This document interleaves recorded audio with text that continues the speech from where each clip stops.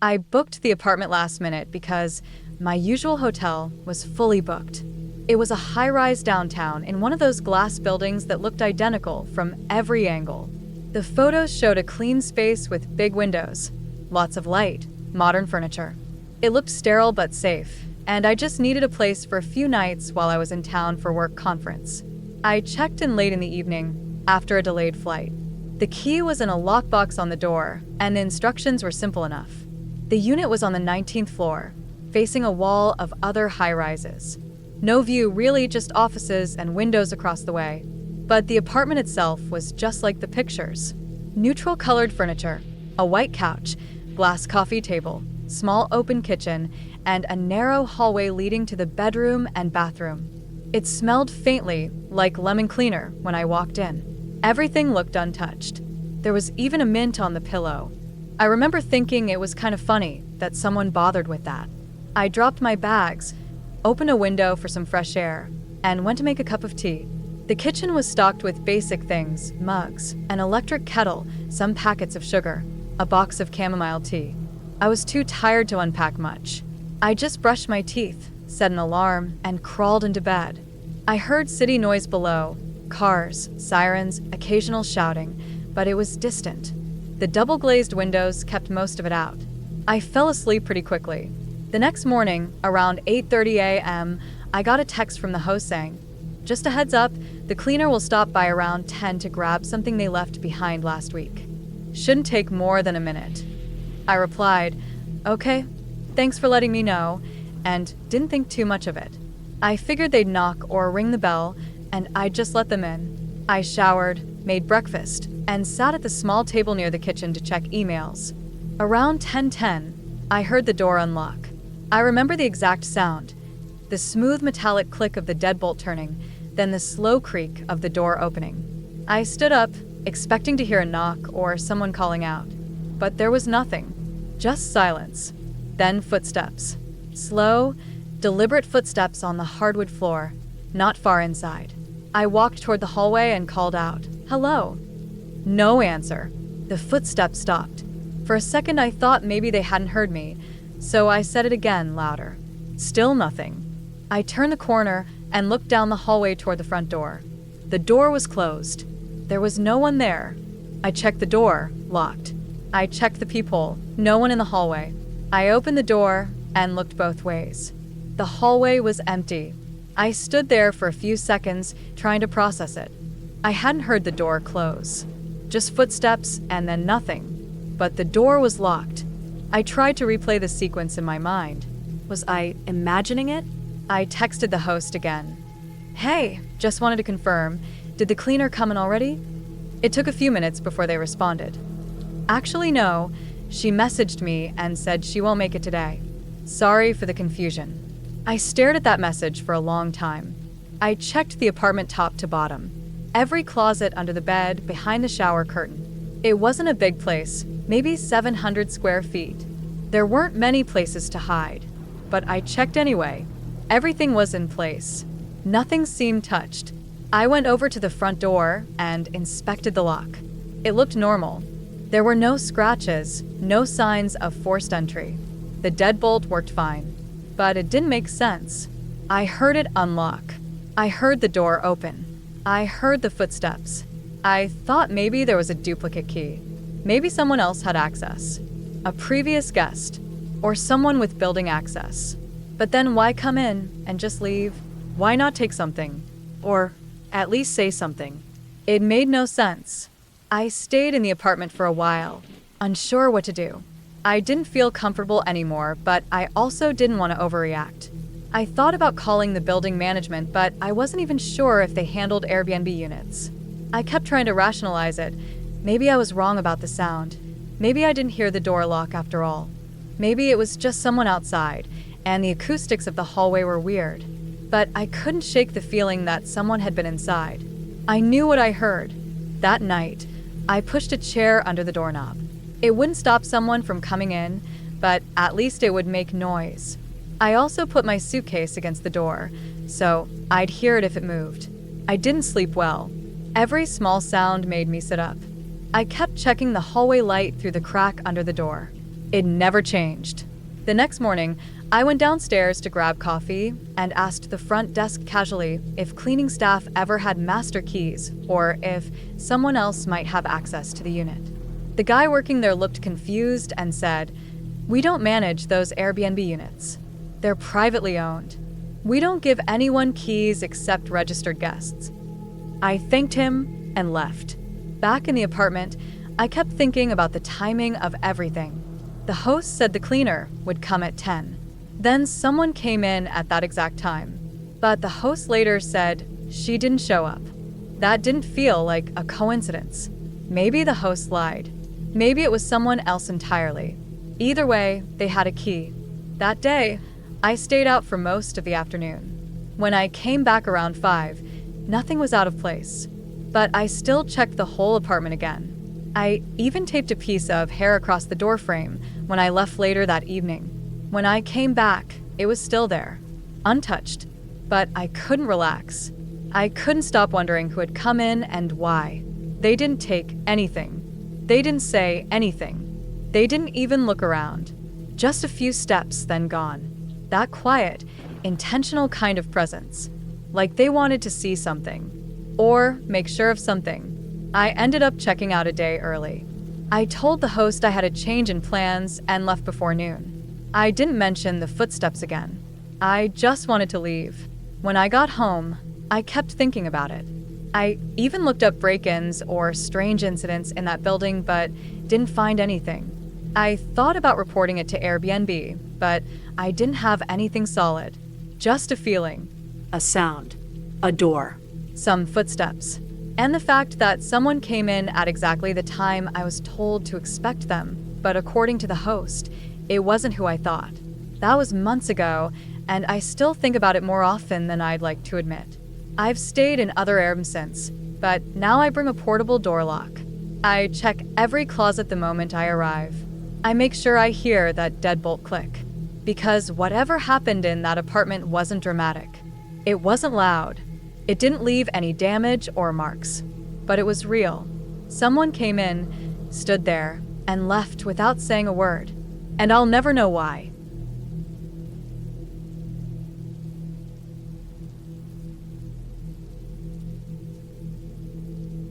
I booked the Airbnb after spending hours scrolling through listings. It was a last-minute work trip, and most decent places were already gone. This one looked alright in the photos, basic, but clean. A small one-bedroom unit, supposedly part of a triplex on a quiet street just outside the city. The listing mentioned it was recently renovated and perfect for solo travelers. It had 5-star reviews, with people calling it cozy and comfortable. I didn't expect luxury, just a clean, safe space to sleep and get some work done. I thought I had found exactly that. I arrived around 5 in the evening. It was cloudy, a bit humid, and the air had that heavy feeling before a storm. I parked my rental on the street and walked up to the house. It was older than the photos made it seem, paint peeling a little on the porch, some overgrown weeds near the steps. The key was in a lockbox just like the host said, and I let myself in. The smell hit me before I even closed the door. It wasn't overpowering, but it was there, musty, damp, like the smell you get when clothes sit too long in a washing machine. It immediately made me think of mold. The place looked decent on the surface. Neutral colors, basic IKEA furniture, laminate floors. But something about it felt off. The air was thick. It didn't feel fresh. I opened the windows, even though it was warm out, and tried to let it air out a bit while I brought my bags in. The living room had a small love seat and a coffee table. The kitchenette had an electric stovetop, mini fridge, and a microwave. There were no personal touches, no art on the walls, no books, nothing decorative. Just the basics. The fridge was empty. There were 2 forks and a spoon in the drawer. 1 plate, 1 mug, like it had been just barely set up to pass inspection. I walked into the bedroom. It was small, just a full-sized bed, a little nightstand, and a closet with a broken sliding door. The mattress was made up with white sheets and a thin comforter, both neatly tucked in. I set my bag down and sat on the edge of the bed to take my shoes off. That's when I noticed something strange. The bed dipped unevenly. It felt like the mattress was worn through on one side. I stood up and lifted the corner of the comforter. The sheets were clean, but when I pressed down on the surface, I could feel a lump underneath. I pulled off the comforter and the top sheet completely. The mattress had clearly been flipped badly. The zipper on the side was upside down. There was a dark, irregular stain spreading across the underside of the mattress. Not just a little discoloration, but a deep, rust-brown stain that went from one corner to nearly the middle. The kind of stain that didn't come from coffee or wine. It looked like dried blood. A lot of it. I froze. My brain didn't quite register it at first. I just stared at it. The stain had soaked through and hardened the material in spots. There were other smaller ones, too faint, but definitely there. Someone had gone through the trouble of flipping it and dressing it up with fresh linens to make it look acceptable. They hadn't bothered to actually replace the thing, just hid it.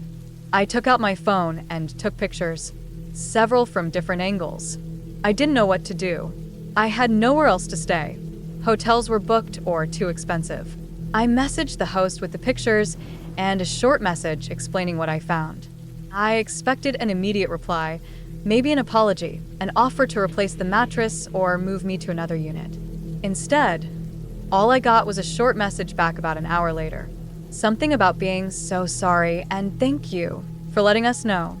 No mention of a replacement, no offer of compensation, no instructions. Nothing useful, just a vague, polite dismissal. I sat in the small kitchen, eating a gas station sandwich I had picked up earlier, trying to figure out what to do. I couldn't sleep on that bed. I couldn't even look at it. Every time I thought about lying down, my mind kept jumping to the possibilities of what had happened there. I didn't want to assume the worst, but I couldn't help it. That kind of stain wasn't normal. It wasn't small. It looked like someone had bled out on it. I dragged the mattress off the bed frame and leaned it against the wall. It was heavier than I expected, and I nearly dropped it. The underside, where the stain was, had an awful smell. Faint, but sour. Like old meat or iron. I gagged and pulled it outside, propping it up against the side of the house. I didn't know if I was allowed to do that, but I didn't care. I went back in and cleaned the bed frame with antibacterial wipes I had in my bag. Then I laid down a beach towel, used the comforter as a base, and my jacket as a pillow. I left the bedroom door open and kept the lights on. That night, I couldn't sleep. I kept thinking about that mattress, about what could have happened in that room. There weren't any obvious signs of violence, no blood on the walls or floor, no broken furniture. But it was the kind of stain that suggested something bad had happened. And the fact that they'd tried to cover it up instead of replacing it, that was the part that stuck with me. Someone knew what had happened. Someone looked at that stain and chose to flip the mattress instead of dealing with it. I stayed up most of the night scrolling through reviews of the listing. None of them mentioned anything strange. They were all positive. Too positive. All short, generic 5-star reviews. Almost like they'd been written by the same person. The next morning, I packed up my stuff. I didn't even shower. I didn't trust the bathroom, the towels, any of it. I got in my car and drove straight to a hotel near the airport. It was overpriced and noisy, but at least I felt safe. I contacted Airbnb and submitted the photos. They opened a case, but I never heard what came of it. The listing was still up a week later, still full of glowing reviews. Still advertised as clean and cozy. I think about that place sometimes. Not because of what I saw, but because of what I didn't. The silence from the host. The strange lack of any real personal touches in the apartment. The smell. The empty drawers. The generic reviews. All of it made me feel like the place wasn't meant to be lived in. Just passed through. Like they didn't want anyone staying long enough to notice what was wrong. But someone had. Someone had stayed there before me, long enough to bleed through the mattress. And someone else had flipped it, covered it up, and moved on.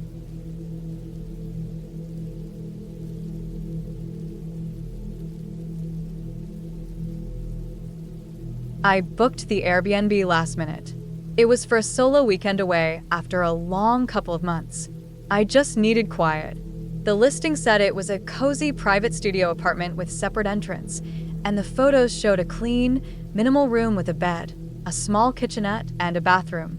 The price was good, the reviews were decent, and it was only a few hours' drive away. I figured I'd read, sleep in, maybe go for a walk or two. Nothing fancy. When I arrived, the first thing I noticed was that the studio was actually a garage that had been turned into a small apartment. There were no windows except one tiny one above the door. The exterior walls still had that raw, concrete block texture. It was painted, and there was a small potted plant by the door to make it look welcoming, but it still felt like what it was, a garage.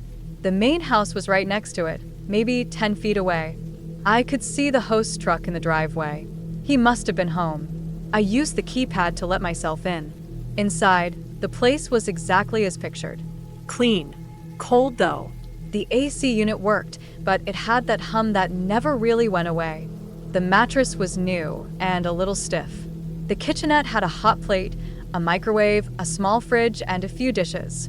No TV, but there was Wi-Fi, and I had brought my tablet, so I didn't really mind. As I was unpacking my bag, I noticed a camera above the entrance door, pointing directly at it. It was one of those small black dome cameras, tucked under the eaves. At first, I didn't think much of it. Outdoor security cameras were common. I figure it was probably recording the door in case someone broke in. Seemed reasonable. The first evening was quiet. I went out to grab dinner from a nearby takeout spot, came back, and ate on the small table next to the bed. I read for a bit, took a shower, and went to bed. The bed wasn't super comfortable, but I slept okay. The weird stuff started the next morning. Around 9 a.m., I got a text from the host. He said, "Just a heads up. You left the outside light on all night." That was true. I had flipped it on when I got back from dinner and forgot about it. It was mildly creepy that he noticed, but I figured he just happened to see it when letting his dog out or something. I apologized and thanked him for the heads up. That afternoon, I went out for a walk around the neighborhood. It was quiet, mostly single-story homes with a few barking dogs behind fences and the occasional person mowing a lawn. When I came back a couple of hours later, I found another message waiting for me. This one said, "Long walk today, huh?" I didn't like that one. There was no reason he should have known how long I was gone, unless he was watching the feed from that camera live. Not checking it, watching it. It made me feel like I was being spied on. I didn't reply. I tried to shake it off. Maybe he just meant he saw me leave and saw me come back later. Maybe I was overthinking it. That night I stayed in. I read for hours. Around midnight, I got another message from him. "You're up late tonight." This one stopped me cold. There was no way he could know that unless he was actively watching. The lights in the garage didn't shine outside.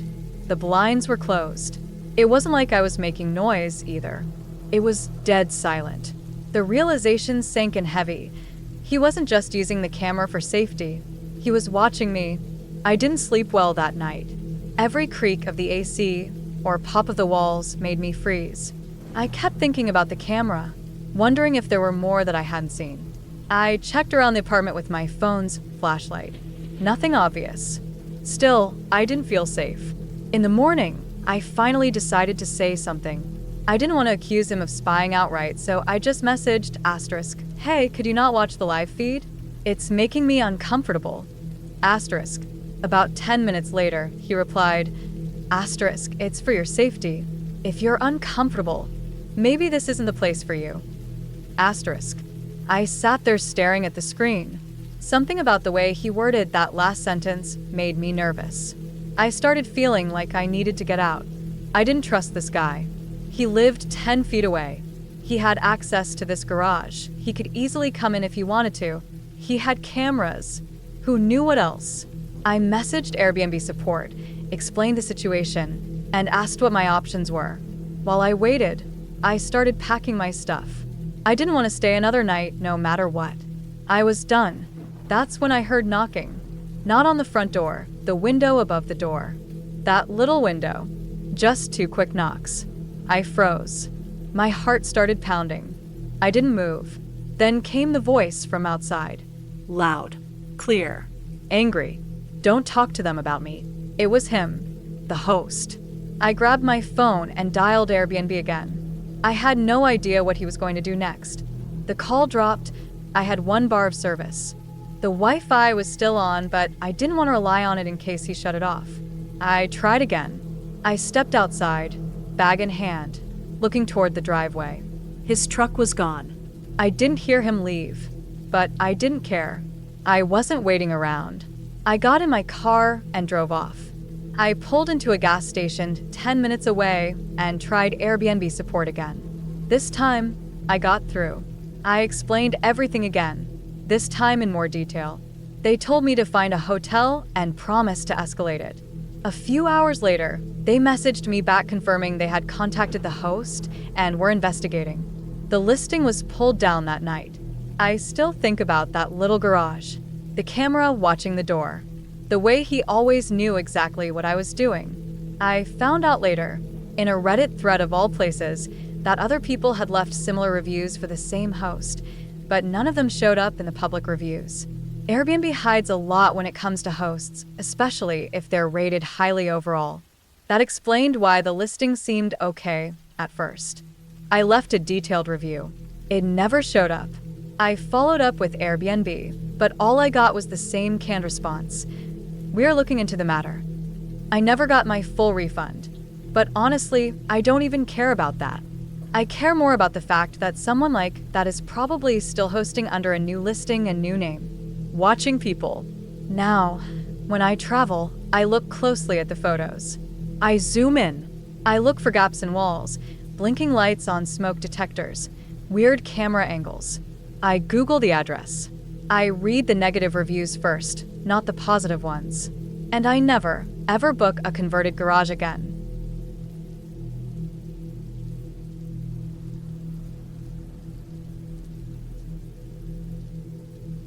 I flew into New Orleans for a weekend trip. I'd been there once before, years ago, but this time I was going alone. Just needed a break.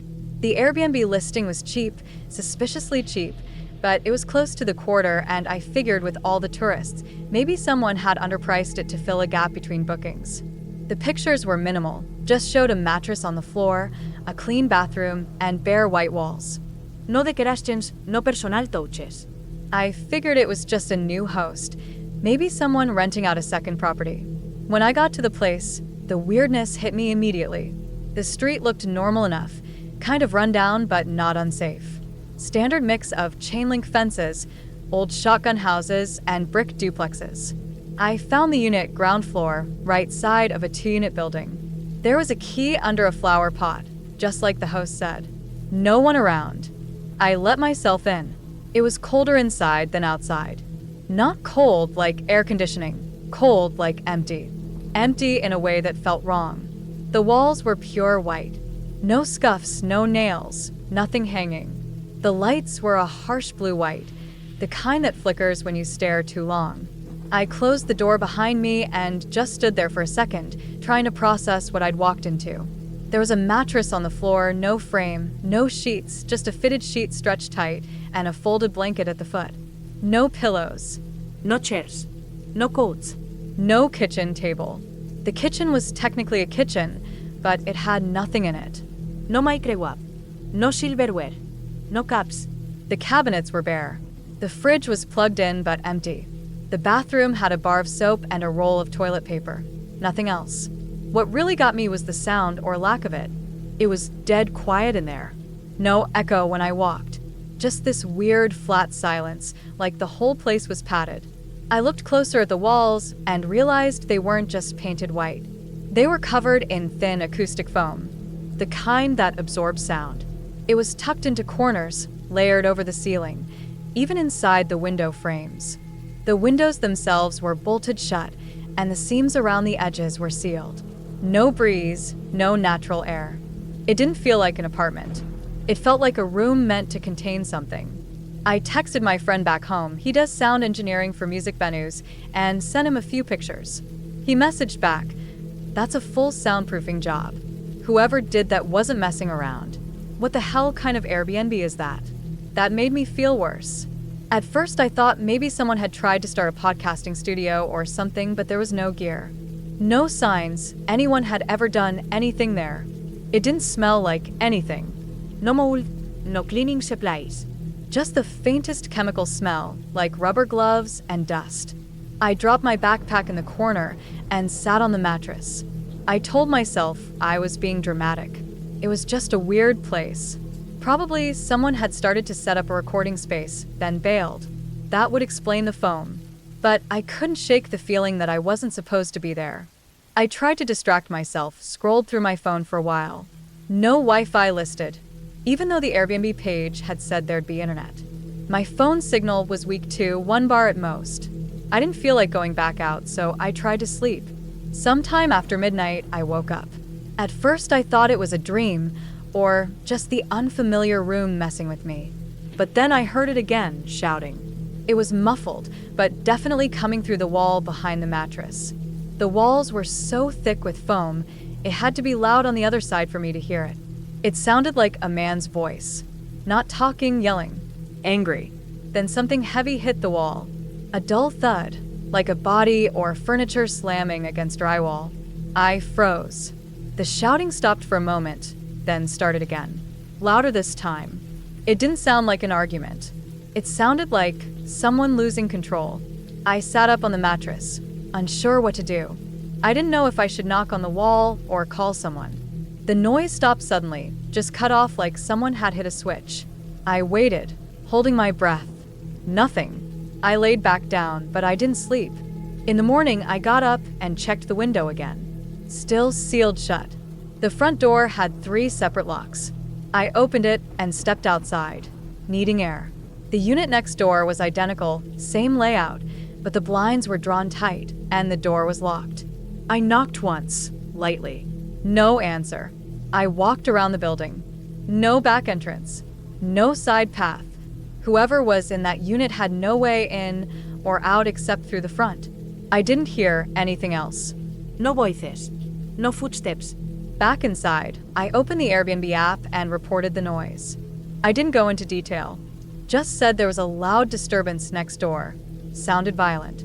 I didn't even mention the foam or the sealed windows. I submitted the report and made some coffee at a nearby cafe. When I came back an hour later, the listing was gone.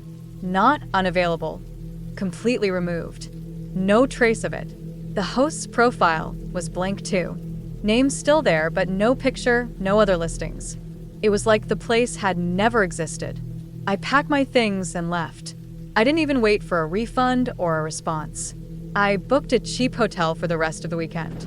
It wasn't fancy, but it had a front desk and people around. I didn't feel like explaining why I'd left the Airbnb early. The whole thing stayed with me. I kept thinking about the foam, the bolted windows, the sealed vents. Someone had spent real money to soundproof that unit. Not just for music or privacy, but total silence.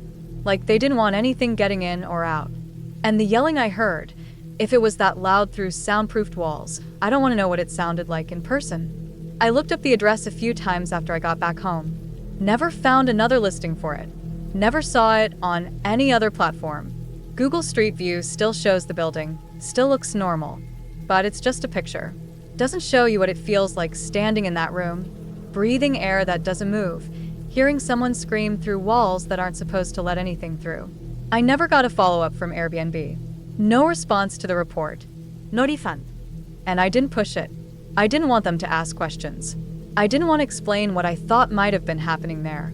I still don't know for sure what that place was used for. I try not to think about it too much, but sometimes it creeps back in.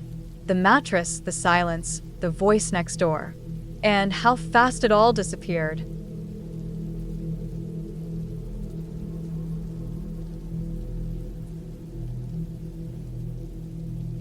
I booked a room in a shared Airbnb in a small town outside Denver. It was one of those setups where each guest had their own locked bedroom, but the kitchen and living room were shared. The photos looked clean and basic. It was cheap, and I only needed it for 4 nights while I did some contract work nearby. The host didn't live on site, just rented the house out room by room. When I arrived, there was already one other guest staying there, a guy named Kyle. Late 30s, maybe. He was tall, lean, and wore glasses with thick black frames. He greeted me in the kitchen while I was putting away a few groceries. He seemed friendly enough, asked where I was coming from, made some small talk about the weather. Nothing weird, just two strangers crossing paths. The house itself was simple. The walls were off-white, furniture plain and cheap, mostly IKEA. My room was small but clean. It had a queen bed, a wooden desk, and a closet with mirrored sliding doors. The door locked from the inside, and I double-checked that it clicked shut each time I left or went to bed. I'd stayed in shared spaces before and was used to being cautious. The first night was uneventful. I watched something on my laptop, locked my door, and went to sleep. The next morning, I woke up and saw my bedroom door slightly ajar. Not wide open, just cracked enough that light from the hallway was creeping in. I sat up in bed, confused. I knew for sure I'd locked it the night before. I even remembered hearing the latch click. At first, I thought maybe I hadn't pulled the door all the way closed. Maybe the frame was misaligned or something. I told myself it was probably just me being tired and forgetting. I got ready and left for work. Kyle wasn't around. His door was closed, and I didn't hear anything from inside. When I came back in the evening, he was in the kitchen again, making tea. He smiled at me and said something about it being a quiet day. I smiled back, but felt a little tense. I wasn't sure why. Nothing had really happened. I brushed it off again. The second night, I made sure to lock the door properly. I pulled it shut, jiggled the knob to be certain, then placed my backpack against the door just to feel better about it. I went to bed around 11. Sometime in the middle of the night, I woke up. No sound had woken me. I just opened my eyes, like something had changed in the room. It was dark, but I could see the shape of my backpack still by the door. I checked the time, 3:12 a.m. I laid there for a bit, then rolled over and went back to sleep. When I got up in the morning, the backpack was no longer leaning against the door. It was on the floor, a couple feet away, and the door was unlocked again. This time, it was fully shut, but the latch wasn't engaged. I sat there in bed, staring at the doorknob. I knew I'd locked it. I knew. That wasn't me being tired or forgetful. Something wasn't right. I started thinking about all the possibilities. Maybe the lock was faulty. Maybe someone had a spare key. Maybe Kyle had access to the room somehow. I didn't want to jump to conclusions, but the unease in my chest was growing. I decided I'd sleep with a chair jammed under the handle from now on. That evening, I kept mostly to myself. I made a sandwich in the kitchen and went back to my room. I didn't hear Kyle that much, just his footsteps once or twice and the low sound of music coming from behind his door. I watched some videos on my phone, then set the chair under the doorknob like I'd planned. I locked it and tested the setup by pulling the door. It was solid. I felt a little better. I turned out the lights around midnight and laid down. I remember checking the door one last time in the dark, just looking over at it from bed, seeing the outline of the chair in the shadows. Then I drifted off. I don't know how long I'd been asleep when I woke up again. This time, there was a sound, a soft creak. My eyes opened slowly, adjusting to the darkness. It took me a second to realize what was happening. The chair was moved. It wasn't against the door anymore. It was tipped over, just lying sideways on the floor. And Kyle was standing at the foot of my bed, not moving, not saying anything, just standing there, looking down at me. I couldn't breathe for a second. My body was frozen. My brain couldn't make sense of it. It wasn't a dream. My eyes were wide open. I could see his face faintly from the light coming in through the curtain. His glasses were reflecting just enough that I could see the outline of his eyes behind them. I don't know how long we stayed like that, me frozen, him just standing there. A few seconds maybe. Then I finally snapped out of it. I sat up fast and shouted. I didn't even know what I yelled, just noise, loud, panicked. He backed away, not fast, but like he was surprised I reacted. He didn't run. He just walked out of the room and closed the door behind him. I sat there shaking, heart racing, trying to make sense of what had just happened. I didn't care what his reason was. I didn't care if it was a misunderstanding or if he was checking something. That wasn't normal. That wasn't okay. That was dangerous. I threw on a hoodie, shoved my laptop and charger into my bag, and left the room. The hallway was dark, but I didn't see him. His bedroom door was closed. I didn't stop to think about it. I went straight outside to my car and locked the doors. I sat in the driver's seat for a few minutes, trying to slow my breathing. It was cold, but I didn't care. I wasn't going back inside that house.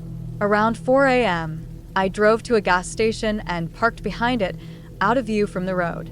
I reclined the seat and tried to sleep, but every little sound made my skin crawl.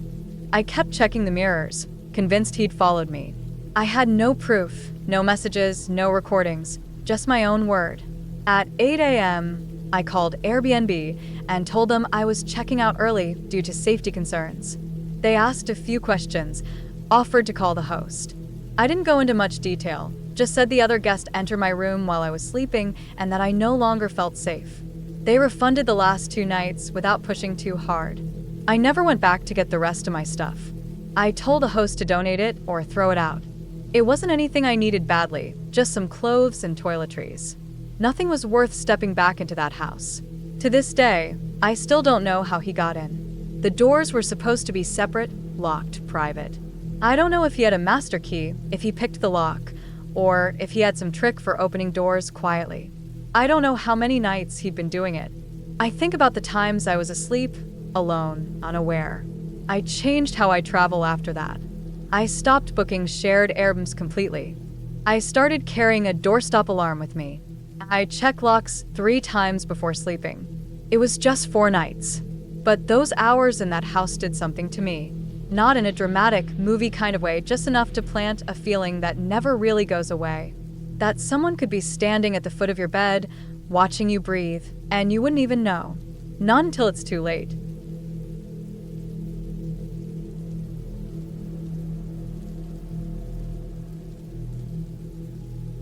I booked a converted barn on the edge of the countryside for a quiet weekend alone. It was cheap, cheaper than most places I'd seen, and the photos made it look rustic but clean. Exposed beams, wide windows, cozy lighting. The host had great reviews too. People said she was responsive and friendly, but left guests alone, which I liked. I'd been working nonstop for months and needed something away from the noise. I didn't want city traffic or neighbors yelling through walls. I just wanted silence and space. Somewhere I could stretch out and breathe. When I pulled up the dirt road leading to the barn, the place was exactly like the photos, maybe even nicer. It was set back from the main road, far enough that I couldn't hear any traffic.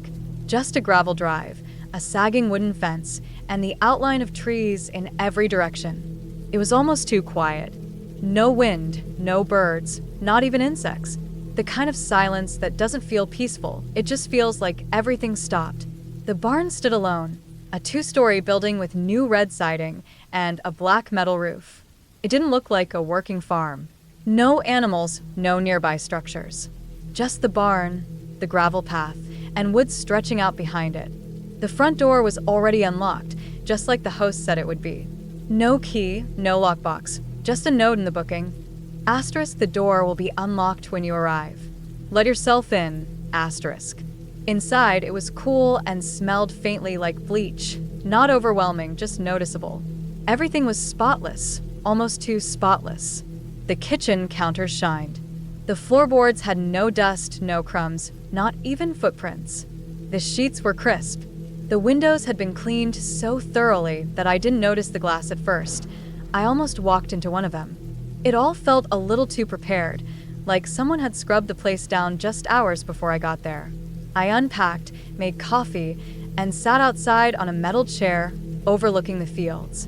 The trees swayed a little in the distance, but the breeze never reached me. I stared at those woods for a long time. They looked dark even though the sun was still up. Dense, the kind of trees that grew too close together, with no visible paths going in. It didn't look like the kind of forest you'd walk through, not for fun anyway. That first night, I didn't sleep well. I couldn't figure out why. The mattress was comfortable, the sheets clean, but I kept waking up. I'd drift off for maybe an hour, then jolt awake again. No sound, no nightmare, just this restless feeling that something wasn't quite right. Around 3 a.m., I thought I heard something outside. A single dragging noise, like something heavy being pulled through dirt. But when I sat up and listened, it stopped. I didn't get out of bed. I didn't look. I told myself it was probably a branch falling or an animal moving around, maybe a deer. But deer don't make dragging noises. And the sound I'd heard wasn't stumbling or stepping. It was long and low, steady, like something was being hauled. When the sun finally came up, I went outside.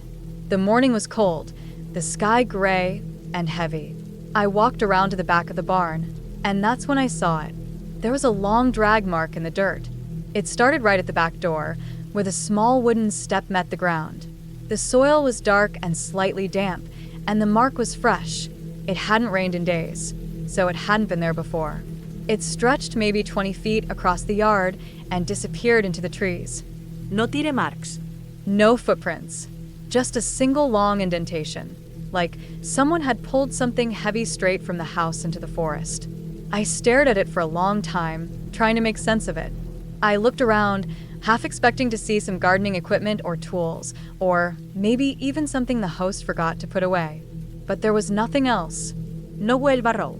No bags of soil, just that single dragging trail leading away. The back door didn't have a lock, just a latch. And I hadn't even noticed that door the day before. I'd entered through the front, and the host never mentioned anything about the rear entrance. I stood at the edge of the woods for a while, debating whether to follow the trail. I didn't. Something about it just felt wrong. I couldn't explain it, but my chest was tight, and I kept checking over my shoulder like someone might be watching me from the trees. I went back inside and tried to settle down. Made breakfast, flipped through a book, but I couldn't focus. That drag mark was in my head, looping over and over. I wanted to believe it was nothing, but it didn't look like nothing. So I messaged the host. I didn't accuse her of anything. I just said I saw a weird mark in the dirt and asked if she knew what it might be. A few minutes later, I got a notification. My reservation had been canceled. Just like that. No reply. No explanation. The place was still mine for the day, but the booking showed canceled by host. When I tried to message her again, it said I'd been blocked. That's when I really started to panic. I checked the locks again, looked through every drawer, Checked under the bed. I even opened the fridge, I don't know why. Maybe I was hoping to find something that made it all make sense. But there was nothing out of the ordinary. Just spotless surfaces and that faint bleach smell. It wasn't even strong anymore, just a trace of it hanging in the air, as if something had been cleaned too well. I packed up immediately. I didn't even eat lunch.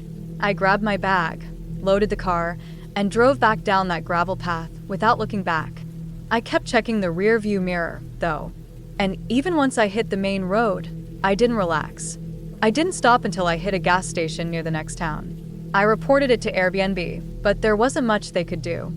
The listing was gone, deleted the same day. Her profile, too, just disappeared. I tried explaining about the drag marks, the sudden cancellation, the blocking, but there was no proof. No photos because I hadn't thought to take any.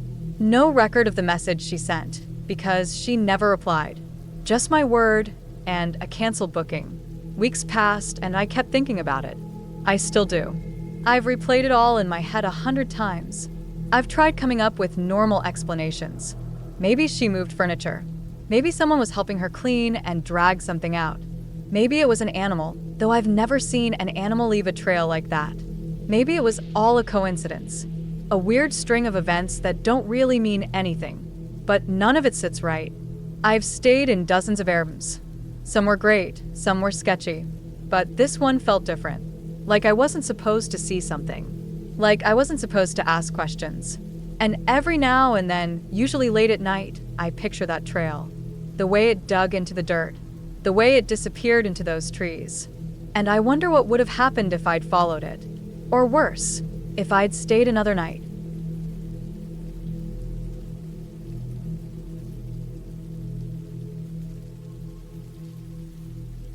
I had a work trip in Portland and needed a place for 5 nights. Hotels were all either booked or too expensive, so I found this Airbnb unit that looked decent. It was a small 1-bedroom apartment in a quiet-looking complex just outside downtown. The pictures showed a simple layout: white walls, gray couch, a small kitchen, and a glass sliding door that led to a little balcony. Nothing fancy, but clean. The price was a bit lower than most listings in that area, which made it feel like a good deal. I arrived around 4:30 p.m. after picking up a rental car at the airport. The building had a little parking lot out front, and I parked in one of the spots the host said was assigned to the unit. The instructions were clear. There was a lockbox hanging from the railing near the staircase, and the code opened without a problem. The key inside had a plastic tag with the unit number written in faded marker. I walked up to the second floor, found the door, and let myself in. Everything looked exactly like the photos. The air smelled faintly of bleach and something lemony, like someone had just cleaned the bathroom. The living room was small but fine. A cheap-looking black rug sat under a glass coffee table. There was a TV on a low stand with one of those streaming sticks plugged in. I opened a few drawers, found the remote, tested the Wi-Fi, it all worked.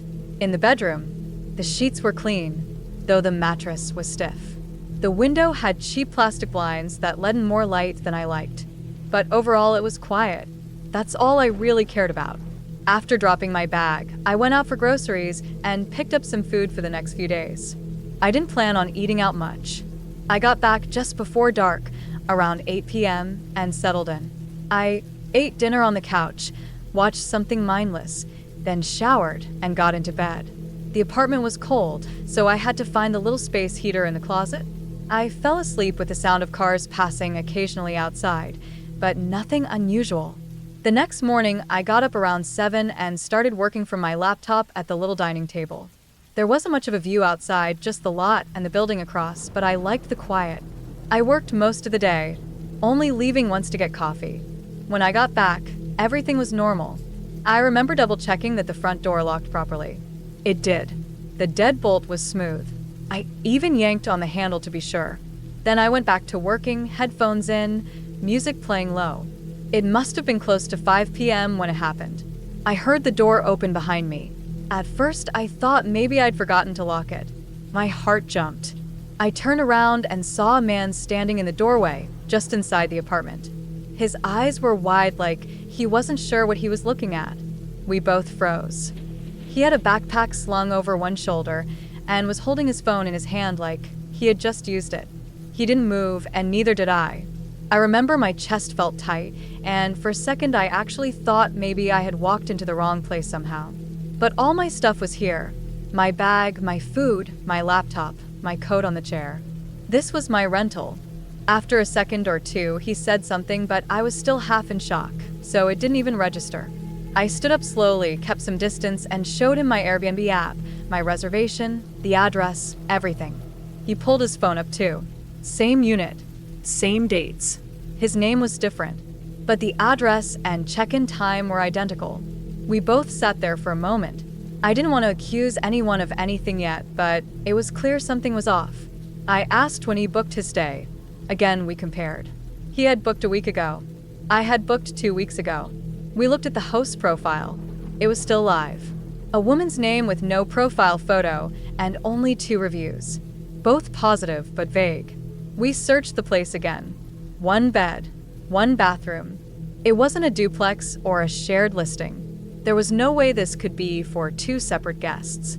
We started looking around more carefully, checking for clues. Maybe there were hidden instructions. Maybe we were missing something. But no, it was a single unit listing, meant for 1 guest at a time. By that point, I was getting anxious. He seemed just as confused as I was, but that didn't make me feel safer. The idea that someone had just walked into the apartment while I was there, key in hand, made me realize how vulnerable I really was. The locks didn't matter if more than 1 person had keys. I asked if his key came from a lockbox too. It had. But his was a separate lockbox on the other railing, just across the courtyard. Different code, same apartment number. That's when it hit me. The host had set up multiple lockboxes, multiple keys, multiple bookings. We both checked the calendar in the listing. It showed our days as unavailable. So either the host was switching calendars between bookings or managing it in a way that kept us from seeing each other's reservations. It didn't matter. We were double booked, and someone had walked in on me while I was alone inside. We both agreed to call Airbnb first, but neither of us could get through to a real person. The app kept sending us through automated prompts. It took nearly 40 minutes before I got someone on the line, and they said they'd escalate it, but they had no immediate solution. Meanwhile, the other guy was calling the non-emergency police line to report the issue. He didn't feel right staying either, and I didn't blame him. While we waited, we kept our distance. He stayed by the door. I stayed closer to the kitchen. The tension in the room was thick. We weren't angry at each other, just trying to figure out what the hell to do. A few minutes later, a police officer showed up. He knocked and waited. We explained everything, showed him our bookings, our keys, our IDs. The officer nodded like this wasn't the first time he'd seen something like it. He called for backup just in case, and another officer arrived not long after. They searched the apartment quickly, mostly just to make sure there was no one else here and nothing illegal happening. Then they told us we both had to leave. The unit was technically under dispute. They couldn't force either of us to vacate since we were both paying guests, but for safety and liability, they recommended we leave and sort it out through Airbnb. I packed up fast. My heart was still pounding. The idea that someone else could have walked in at any time during the night made me feel sick. I checked the front door again, solid, but useless if someone had a key. The officer stood by while we grabbed our things, then watched as we locked up and dropped our keys back into the lockboxes. Neither of us said much. I could tell he felt as unsettled as I did. Later that night, I got an email from Airbnb saying they had refunded my stay and were investigating the host. Her profile disappeared the next day. Vanished. No trace of the listing, no contact info, nothing.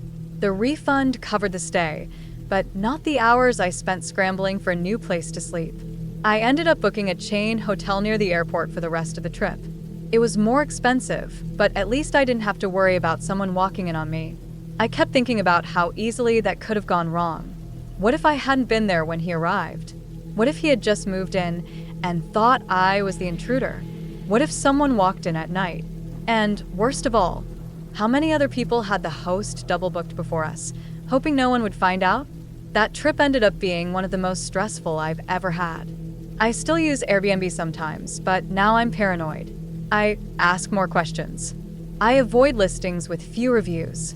And I always make sure there's only one lockbox.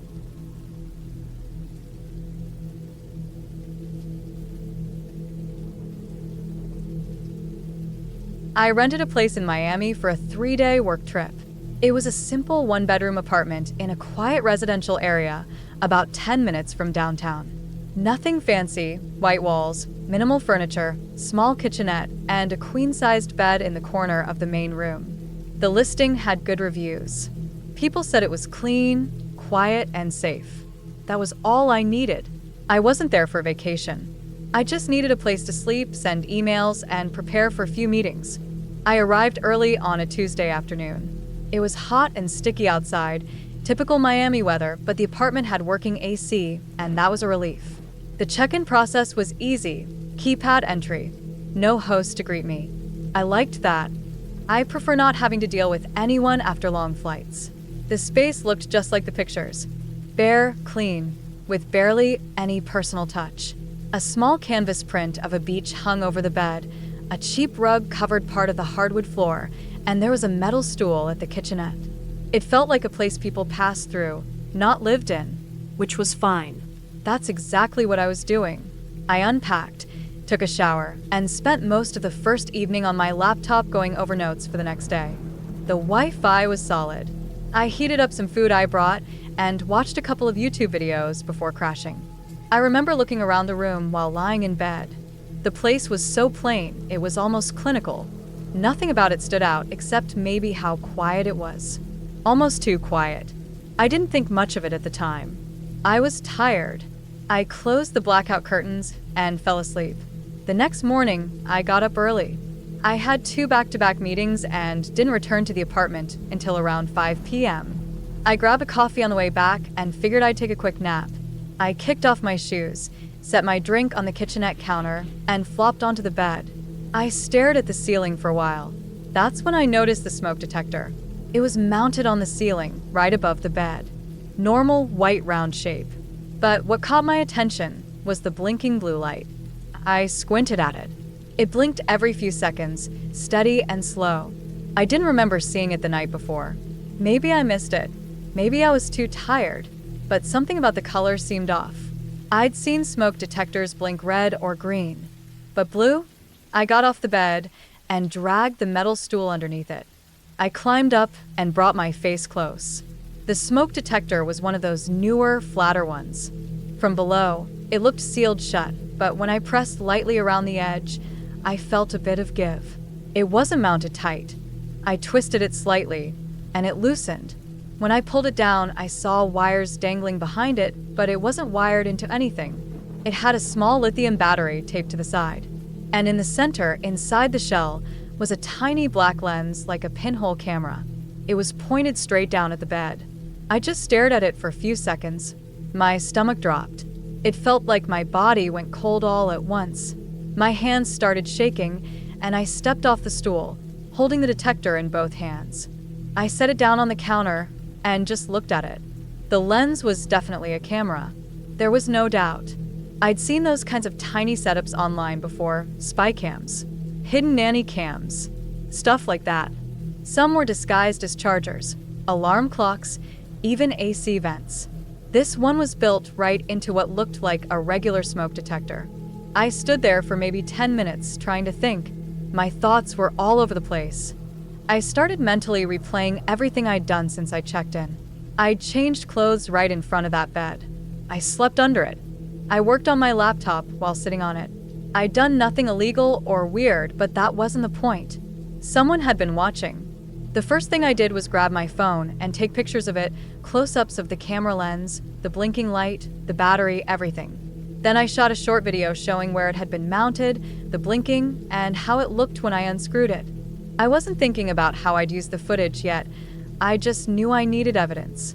Then I went to the Airbnb app and reported it. There's a safety option that lets you report hidden cameras. I wrote a detailed message, attached the pictures and video, and submitted the report. I also called their emergency support number. After a few minutes on hold, someone answered and told me to get out of the property and contact the police. I packed my bag in 10 minutes. I didn't even shower. I grabbed everything and left. I waited in my rental car outside the building and called 911. A patrol car showed up about 20 minutes later. I explained everything to the officer, showed him the photos and the device. He took it seriously. He collected the smoke detector/camera, took down my statement, and said a detective would follow up. He didn't seem surprised, which made me feel worse. I ended up getting a hotel that night. Airbnb refunded the full stay the next morning and gave me a voucher. But the listing was already gone, completely deleted. The host's profile was blank. No photo, no name, no reviews. It just said this user is no longer available. Everything wiped. I called the Airbnb safety team again to ask for updates, but they didn't say much. Just that they were investigating and cooperating with local authorities. I tried the police again after a few days, and they said they'd filed a report, but couldn't tell me much unless charges were filed. They also mentioned that the host used a fake name and a prepaid phone number. That was it. To this day, I don't know what was recorded or who saw it. I don't know if the footage was saved locally or streamed somewhere. I don't know if it was posted online or if someone just watched it live. I've searched the internet, even some of those darker sites, to see if I could find anything, but I wouldn't even know what to look for. I've never stayed in an Airbnb again. Not after that. Even when I travel for fun, I book hotels. Real ones. Places with security and a front desk. And even then, I check every clock, vent, and smoke detector in the room. I don't care how paranoid it makes me look. That one little blinking light changed the way I see private spaces forever. What gets me the most is how normal the place felt. How clean and unassuming it was. There was no warning, no red flags. Just a plain apartment in a quiet neighborhood, rented by someone I'll never know. Someone who, for reasons I still don't understand, wanted to watch strangers in their most private moments. And they almost got away with it.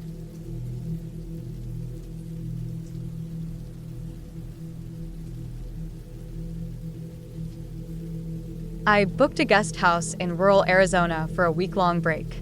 I'd been working nonstop for months and wanted to disconnect.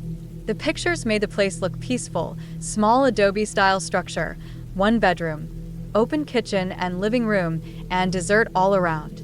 It was a bit isolated, but that was the appeal. The listing had hundreds of 5-star reviews, and the host was marked as a superhost, so I didn't think twice.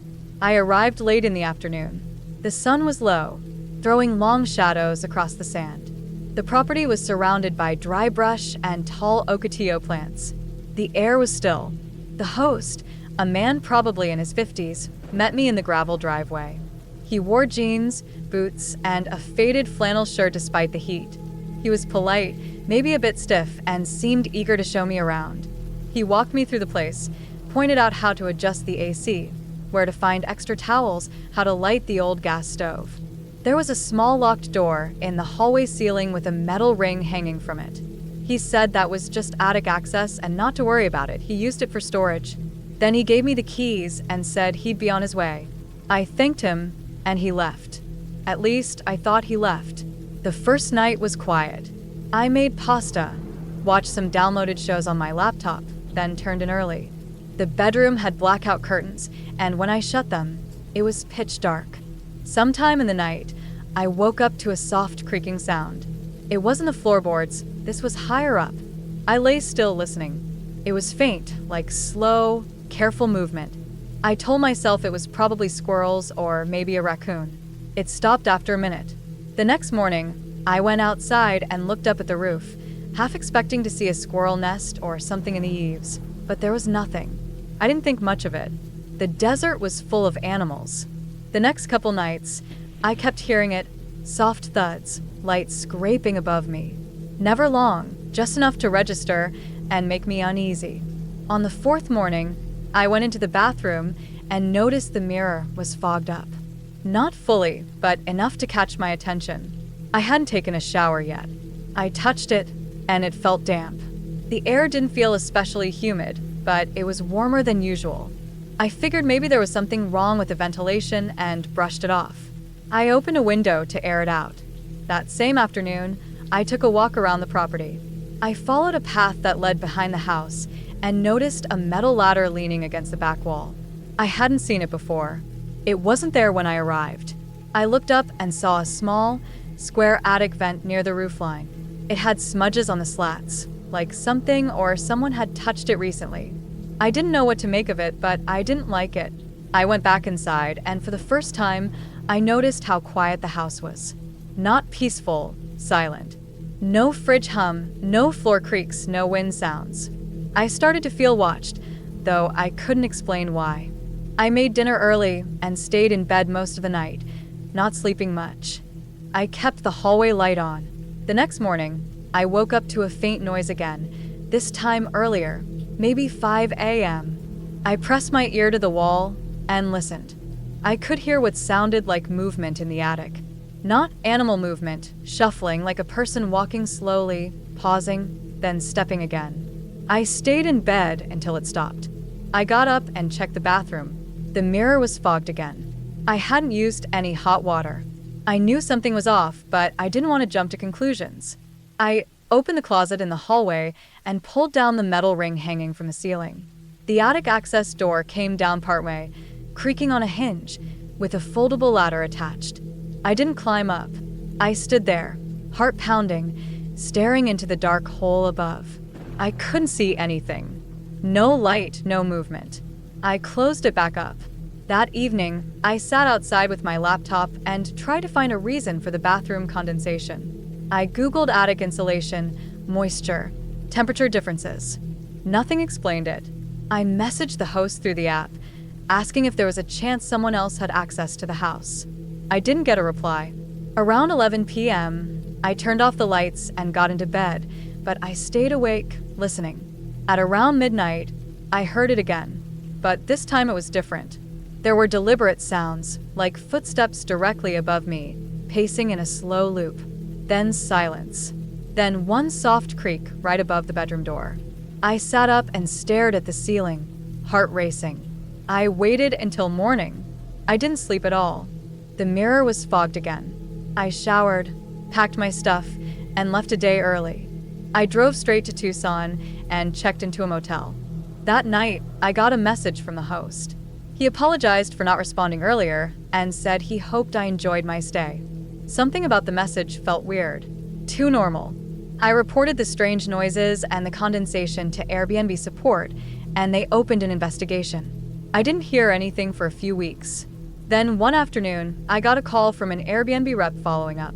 She said the guest house had been removed from the platform due to a violation of terms. I asked what that meant. She paused and said they couldn't share full details, but I kept pressing. Finally, she said this: someone had been living in the attic during my stay. It turned out the host hadn't left after all. He had lost his main source of income, and to keep the property rented and his superhost status intact, he'd been secretly living in the attic whenever the place was booked. There was a makeshift sleeping area up there, thin mattress, bottled water, snacks, even a small space heater. He used the attic access at the back of the house, climbing in after guests checked in, staying hidden during the day, and only moving at night. The ladder I saw had been his. The condensation on the mirror came from when he snuck into the bathroom while I was asleep to wash up. Airbnb said he hadn't done anything criminal, but they suspended him permanently and banned the listing. The thought that he was inches above me for nights while I slept still makes my skin crawl. I replay the sounds in my head over and over, trying to remember if I ever heard the attic door open, if I missed any sign that someone had been down in the house. I didn't. That's what scares me the most. He was quiet, careful, practiced. I never saw him, never heard his voice, but he was there, watching, waiting, just above me the entire time.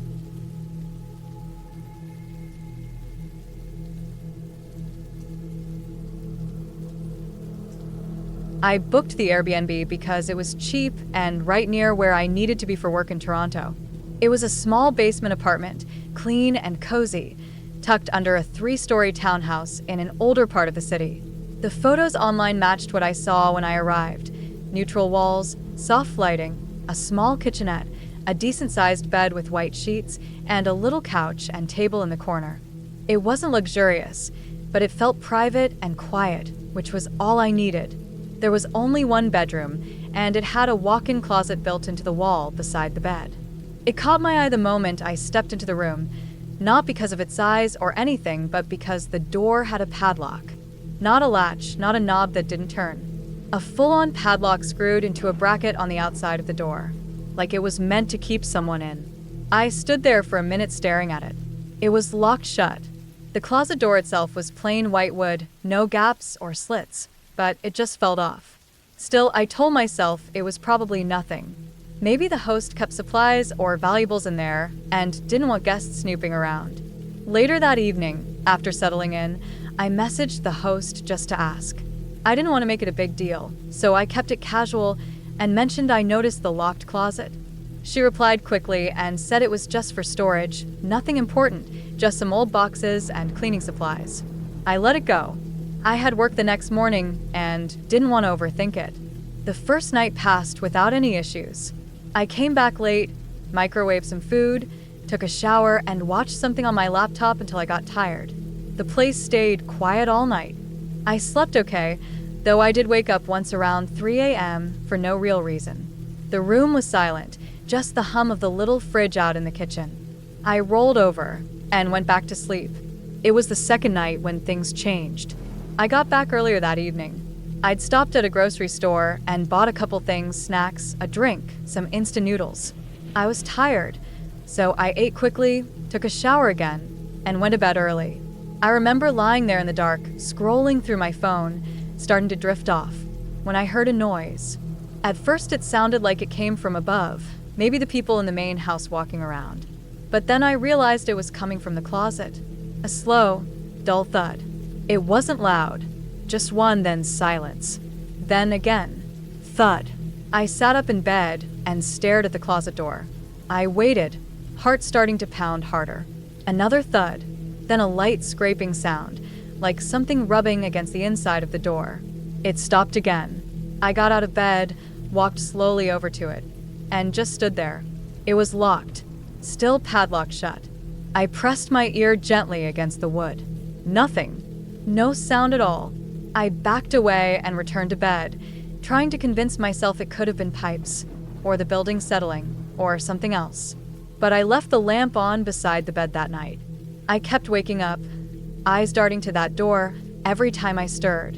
In the morning, I checked the closet again. The padlock looked the same. I tapped the door lightly. Solid. No response. I went through my day, but I kept thinking about it.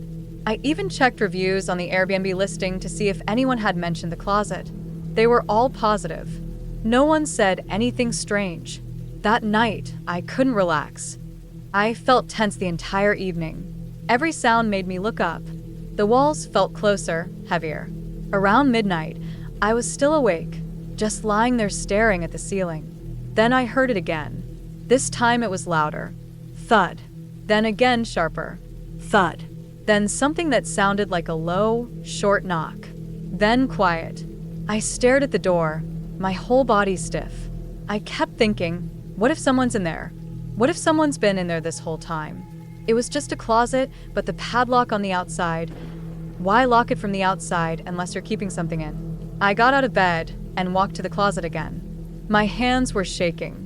I touched the lock, then pulled it. Still locked tight. I stared at it for a while before I walked to my bag, took out my little travel kit, and grabbed the tiny scissors I kept in there. I worked at the bracket holding the padlock. It wasn't installed well, just 2 screws into the wood frame. I started turning them out slowly with the scissor tips, one by one. It took a long time, maybe 30 minutes, and my hands were sore, but eventually the bracket came loose enough that I could wiggle the padlock off. I paused, breathing hard, listening. No sound from inside. Nothing. I reached for the doorknob and turned it slowly. It clicked and creaked as I pulled it open. The smell hit me first. Not strong or rotten, but stale, like old sweat and plastic. The closet was mostly empty except for a folded mattress pushed up against the back wall and a few old boxes stacked to one side. There was a water bottle on the floor, half full. Next to it was a small backpack and a plastic grocery bag with some crumpled wrappers and an apple core in it. I took a few steps inside and shined my phone light around. The walls were bare. No shelves, no hangers. Just that mattress, like someone had been lying on it. A dark stain marked the center of it. My stomach turned. It was clear someone had been living in there. I backed out of the closet and closed the door without locking it. I didn't sleep that night. I sat on the couch with the lights on until the sun came up. Around 6 a.m., I packed up everything and left. I didn't say anything to the host. I just got out. I ended up getting a hotel for the rest of my trip. It cost more, but I didn't care. I couldn't stop thinking about that closet. Someone had been in there. The noises weren't in my head. And the worst part was, there was no way in or out of that closet except through my bedroom. Whoever was in there must have been let in. Or locked in. Later, back home, I thought about reporting the listing. I opened the Airbnb page again, but it was gone. Removed. The whole listing had disappeared. I kept wondering what I would have seen if I'd opened that door on the first night. Or what might have happened if I hadn't opened it when I did. I still don't know who was in that closet. Or why. But sometimes, when I wake up in the middle of the night, I still see that door in my mind. Still hear those soft, slow thuds. And I keep wondering how many other storage closets are out there, hiding something that shouldn't be hidden.